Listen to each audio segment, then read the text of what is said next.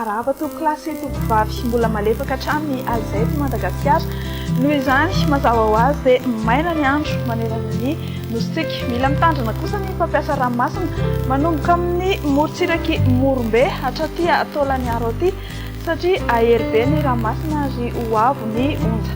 Ho amin'ny rapitso maraina ary mafimafy ny fitsokan'ny rivotra ny aty amin'ny tendrony avaratra sy ny any amin'ny tendrony atsimon'ny nositsika any. Maina kosa ny andro amin'ny ankapobeny fa aorian'ny fisavan'ny andian-javona vao maraina ny aty amin'ny faritry ny avoatany. Mila mitandrina noho izany ny mpampiasa lalana satria anjavona ny fahitana ny maraina. Ho amin'ny rapitso tolakandro dia mbola ito mafimafy hatrany ny fitsokan'ny rivotra ny any amin'ny tendrony avaratra sy ny tendrony atsiminy ary miampy ny aty amin'ny faritry ny avoatany. Ibalia be kosa ny masoandro na ifandimby eo ny rahona sy masoandro ny amin'ny faritra sisa fa ny any amin'ny morontsiraka atsimo atsinanana sy ny morontsiraka Taolagnaro iny no ahitana orana tadrivindrahoana.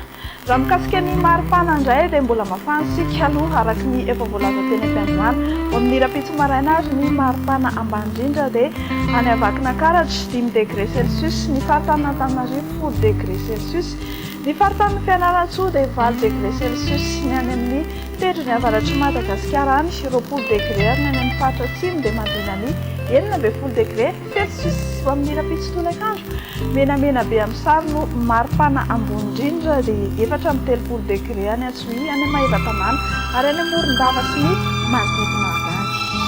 Ho an'ireo firenena vitsivitsy sy nosy manodidina indray dia ifandimby ny rahona sy ny masoandro amin'ny rapitso any Paris, Milan, Johannesburg sy ny faritry Nairobi, Maurice, Comores. Ibalika be mihitsy ny masoandro ny Seychelles sy La Réunion.